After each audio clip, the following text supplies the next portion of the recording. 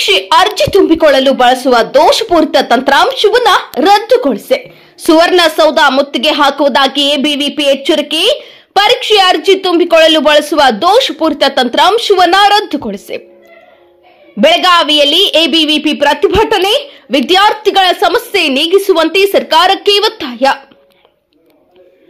ಹೌದು ವೀಕ್ಷಕರೇ, ರಾಜ್ಯದ ವಿವಿಧ ವಿಶ್ವವಿದ್ಯಾಲಯಗಳಲ್ಲಿ ಪರೀಕ್ಷೆ ಪ್ರವೇಶಾತಿಗಾಗಿ ಅರ್ಜಿ ಭರಿಸಲು ಉಪಯೋಗಿಸುವ ಯುಯುಸಿಎಂಎಸ್ ತಂತ್ರಾಂಶದಲ್ಲಿ ಅನೇಕ ದೋಷಗಳಿದ್ದು ಇದರಿಂದ ವಿದ್ಯಾರ್ಥಿಗಳಿಗೆ ತೊಂದರೆಯುಂಟಾಗುತ್ತಿದೆ.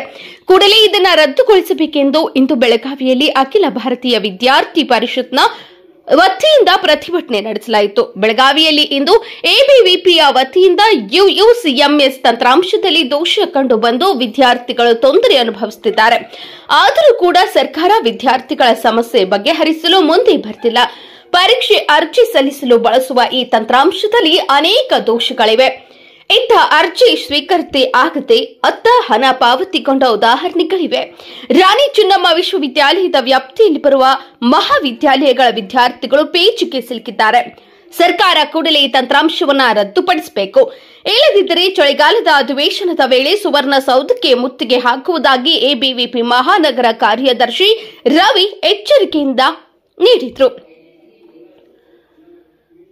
ಮತ್ತೋರ್ವ ಪ್ರತಿಭಟನಾಕಾರ ಪ್ರಥಮ್ ಪಾಟೀಲ್ ಅವರು ಮಾತನಾಡಿ, ನೂತನ ತಂತ್ರಾಂಶದ ದೋಷದಿಂದಾಗಿ ಬಡ ವಿದ್ಯಾರ್ಥಿಗಳಿಗೆ ಅನ್ಯಾಯವಾಗುತ್ತಿದೆ. ಪರೀಕ್ಷಾ ಶುಲ್ಕ ತುಂಬಿ ಮರುಪಾವತಿಯಾಗ ಮತ್ತೊಮ್ಮೆ ದಂಡವನ್ನು ತುಂಬುವ ಪರಿಸ್ಥಿತಿ ನಿರ್ಮಾಣವಾಗಿದೆ. ಸರ್ಕಾರ ಕೂಡಲೇ ಗಮನ ಹರಿಸದಿದ್ದರೆ ಉಗ್ರ ಹೋರಾಟ ನಡೆಸುವುದಾಗಿ ಎಚ್ಚರಿಕೆ ನೀಡಿದರು.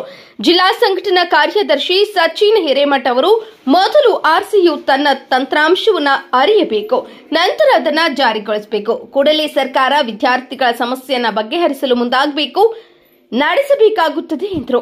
ಈ ವೇಳೆ ನೂರಾರು ಸಂಖ್ಯೆಯಲ್ಲಿ ಎಬಿವಿಪಿ ಕಾರ್ಯಕರ್ತರು ಭಾಗವಹಿಸಿದ್ರು. ಏನು ಯುಯುಸಿಎಂಎಸ್ ತಂತ್ರಾಂಶ ಎಲ್ಲ ವಿಶ್ವವಿದ್ಯಾಲಯಗಳಿಗೆ ಅಳವಡಿಕೆ ಮಾಡಿದೆ.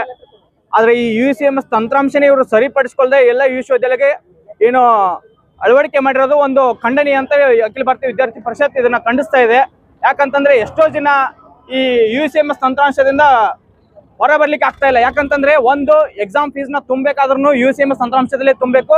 ಆಮೇಲೆ ಈಗ ಎಕ್ಸಾಮ್ ಫೀಸ್ ಆಯ್ತು, ಅದೇ ರೀತಿ ಅಡ್ಮಿಷನ್ ಪ್ರೊಸೆಸ್ ನ ಯುಯುಸಿಎಂಎಸ್ ತಂತ್ರಾಂಶದಲ್ಲಿ ಅಳವಡಿಕೆ ಮಾಡಿದ್ದಾರೆ. ಆದ್ರೆ ಯುಯುಸಿಎಂಎಸ್ ತಂತ್ರಾಂಶ ಯಾವ ತರ ಇದೆ ಅನ್ನೋದು ಸರಿಯಾಗಿ ವಿಶ್ವವಿದ್ಯಾಲಯಕ್ಕೆ ಇದು ಪರಿಕಲ್ಪನೆ ಏನಿಲ್ಲ.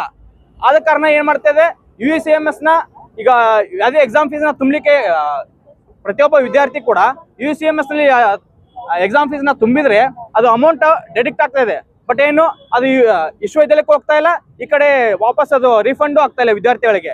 ಅದಕ್ಕೆ ಇದನ್ನ ಥರ್ಡ್ ಪಾರ್ಟಿ ಆ್ಯಪ್ ಯಾವ್ದಿದೆ ಯುಯುಸಿಎಂಎಸ್ ಇದೆಯಲ್ಲ, ಇದನ್ನ ಸರ್ಕಾರ ಒಂದು ಹಣವನ್ನು ಲೂಟಿ ಮಾಡ್ತಾ ಇದೆ ಅಂತ ಹೇಳ್ಬೋದು ವಿದ್ಯಾರ್ಥಿಗಳಿಂದ. ಇದಕ್ಕೆ ಎಷ್ಟೋ ವಿಶ್ವವಿದ್ಯಾಲಯಕ್ಕೆ ಹೋಗಿ ಕೇಳಿದ್ರೆ ಏನಂತಾರೆ, ನೀವು ಯುಯುಸಿಎಂಎಸ್ ಕೇಳಿದ್ರೆ ನಮಗೆ ಸಂಬಂಧ ಇಲ್ಲ, ಸರ್ಕಾರಕ್ಕೆ ಕೇಳಿ ಅಂತಾರೆ. ಹಾಗೆ ಸರ್ಕಾರಕ್ಕೆ ಹೋಗಿ ಕೇಳಕ್ಕಾಗಲ್ಲ. ಬಿಜಾಪುರ ಈಗ ರಾಣಿ ಚೆನ್ನಮ್ಮ ಪ್ರಸ್ತುತ ಏನಿದೆಯಲ್ಲ, ರಾಣಿ ಚೆನ್ನಮ್ಮ ವಿಶ್ವವಿದ್ಯಾಲಯದಲ್ಲಿ ಈಗ ಡಿಸೆಂಬರ್ ಅಲ್ಲಿ ಎಕ್ಸಾಮ್ಗಳಿದಾವೆ. ಅದಕ್ಕೆ ಎಲ್ಲರೂ ಈಗ ಎಕ್ಸಾಮ್ ಫೀಸ್ ನ ತುಂಬ್ತಾ ಇದಾರೆ. ಬಟ್ ಏನು ಒಬ್ರದ್ದು ಇಬ್ಬರದು ಅಂತ ಎಲ್ಲ ಇದು ಎಷ್ಟೋ ಸಾವಿರಾರು ವಿದ್ಯಾರ್ಥಿಗಳದ್ದು ಈ ತರ ಹಣ ಲೂಟಿ ಆಗ್ತಾ ಇದೆ. ಒಂದ್ ಸರ್ತಿ ಎರಡ್ ಸರ್ತಿ ಅಲ್ಲ, 2 ಸರ್ತಿ 3 ಸರ್ತಿನೂ ಅವರು ಅಮೌಂಟ್ ನ ಕಟ್ಬೇಕಾಗ್ತದೆ. ಆಮೇಲೆ ಈಗ ಅಮೌಂಟ್ ಕಟ್ಟಿದ್ರು ಕೂಡ ಈಗ ಲಾಸ್ಟ್ ಡೇಟ್ ಅಂತ ಕೊಡ್ತಾರೆ. ಲಾಸ್ಟ್ ಡೇಟ್ ಆದ್ಮೇಲೆ ಮತ್ತೆ ಅವರು ಫೈನ್ ಕಟ್ಬೇಕು.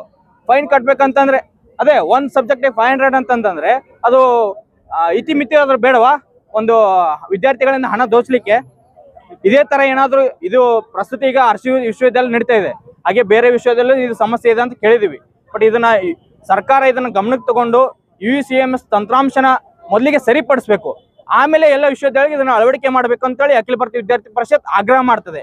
ಒಂದ್ ವೇಳೆ ಇದು ಇದೇ ತರ ಮುಂದುವರೆದ್ರೆ ಇನ್ನು ರಾಜ್ಯಾದ್ಯಂತ ಒಂದು ಉಗ್ರ ಹೋರಾಟಕ್ಕೆ ಕರೆ ಕೊಡಬೇಕಾಗ್ತದೆ ಅಂತೇಳಿ ಅಖಿಲ ಭಾರತೀಯ ವಿದ್ಯಾರ್ಥಿ ಪರಿಷತ್ ಈ ಮೂಲಕ ಎಚ್ಚರಿಕೆಯನ್ನ ನೀಡ್ತಾ ಇದೀವಿ ರಾಜ್ಯ ಸರ್ಕಾರಕ್ಕೆ.